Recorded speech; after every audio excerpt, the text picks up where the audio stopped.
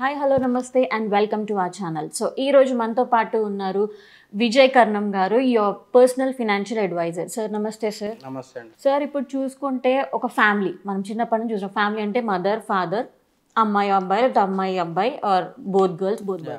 So ఒక complete ఫ్యామిలీకి ఆ ఫాదర్ అనే అతను 50 years ఆర్ 52 years వచ్చిన తర్వాత he need a perfect planning for the retirement. So అమ్మాయికి పెళ్లి చేయడం కానీ, లేకపోతే అబ్బాయిని అబ్రాడ్ పంపించడం కానీ, సో వీళ్ళకి perfect planning in your mutual funds కొంచెం ఎక్స్ప్లెయిన్ చేస్తారా? షూర్, డెఫినెట్గా అండి. అంటే ఇవి కొంచెం నెంబర్స్ పెద్దగా ఉంటాయి, బట్ జస్ట్ మనం కాన్సెప్ట్ మేము దీనిలో అర్థం చేసుకోవచ్చు. బికాజ్ ఇతను ఒక IT employee, he's getting around 3 to 4 lakh per month.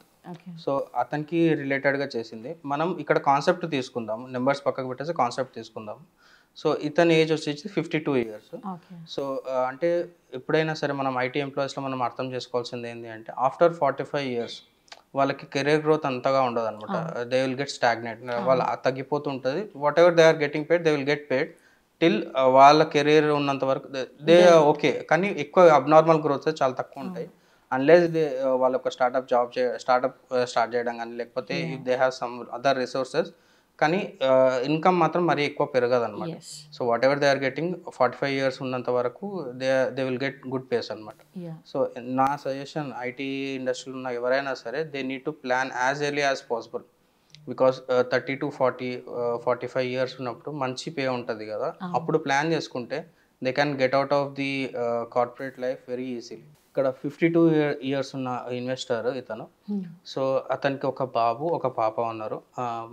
బాబు వచ్చేసి ఒక 12 years అలా ఉంటుంది, అండ్ పాపకు వచ్చేసి ఒక 18 years అలా ఉంటుంది.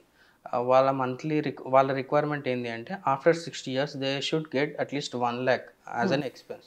1 lakh ఎక్స్పెన్స్ వాళ్ళకి కావాలి over the period of next 30 years కానీ 40 years కానీ. That's the first requirement. And second requirement వచ్చేసి పాప పెళ్ళి రిలేటెడ్ ఎక్స్పెన్సెస్. అండ్ నెక్స్ట్ బాబుకి ఒక కార్పస్ ఇవ్వడం, ఐదర్ అది అబ్రాడ్కి యూజ్ చేసుకోవడం అయినా సరే, లేకపోతే అతనికి మ్యారేజ్ రిలేటెడ్ ఎక్స్పెన్స్ అయినా సరే, ఏదైనా సరే. సో ఈ 3 goals రిక్వైర్మెంట్స్ ఉన్నాయన్నమాట. వాళ్ళు మనల్ని అప్రోచ్ అయినప్పుడు వాళ్ళకి ఇట్లా డీటెయిల్ ప్లాన్ చేస్తాం అన్నమాట, కంప్లీట్ ఫ్యామిలీ రిలేటెడ్. సో నేను వాళ్ళని అడిగినప్పుడు ఇప్పటి వరకు ఏదైనా సేవ్ చేస్తారా అంటే దే సెడ్ లైక్ ఒక 1 CR వరకు దే హ్యావ్ ఇన్ లిక్విడ్ అనమాట. వాళ్ళకి బ్యాంక్ ఫిక్స్డ్ డిపాజిట్లో ఒక 1 CR వరకు ఉంది. మాకు ఇంతవరకు మ్యూచువల్ ఫండ్స్ గురించి తెలియదు కాబట్టి మేము ఎప్పుడు ఇన్వెస్ట్ చేయలేదు, ఇప్పటివరకు ఫిక్స్డ్ డిపాజిట్లోనే ఇన్వెస్ట్ చేసుకుంటూ వచ్చాము అనేసి అన్నారు.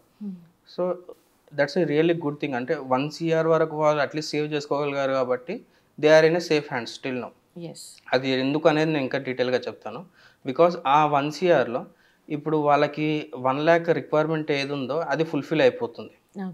సో ఎట్లా అంటే ఇప్పుడు ఈ 1 CR నుంచి జస్ట్ 70 lakhs మాత్రం వాళ్ళు యాజ్ ఎ STP మోడ్లో వాళ్ళు ఇన్వెస్ట్ చేసుకోగలిగితే, అంటే over the period of next 8 years ఈరోజు 70 lakhs ఇన్వెస్ట్ చేసి 8 years వరకు వాళ్ళు వదిలిపెట్టేసినారు అనుకోండి, from the age of 61 they can get 1 lakh per month for the next over the period of next 30 years.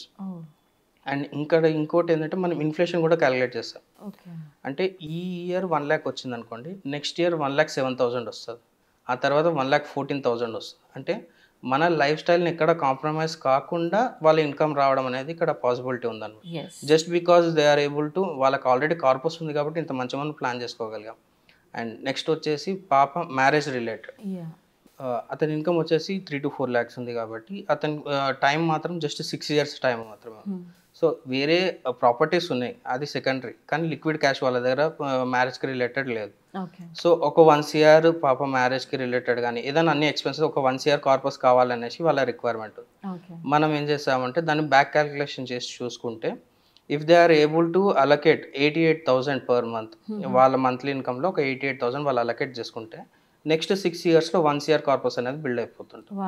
So ఇక్కడ సెకండ్ గోల్ అనేది achieve అయిపోయింది. కానీ ఈ ప్రాసెస్లో వాళ్ళు ఇన్వెస్ట్ చేసేది జస్ట్ 63 lakhs మాత్రమే. 6 years టైంలో అయినా సరే 63 lakhs. కానీ నెక్స్ట్ 40 lakhs మాత్రం మన కాంపౌండింగ్లో మనకు బెనిఫిట్ అవుతుంది అనమాట. So and next last goal వచ్చేసి child boy education, abroad education. నేను కావాలనే ఇక్కడ బాయ్ ఎడ్యుకేషన్కి 2 CR తీసుకున్నాను. ఎందుకంటే నెక్స్ట్ 11 yearsలో మనకి ఎడ్యుకేషన్ ఇన్ఫ్లేషన్ కూడా 10% అలా ఉంటుంది. జనరల్ ఇన్ఫ్లేషన్ 6 to 7% ఉంటే ఎడ్యుకేషన్ ఫీ రిలేటెడ్ ఎక్స్పెన్సెస్ కొన్ని యూనివర్సిటీస్లలో వాటిలో అబౌట్ 10% ఉంటుంది.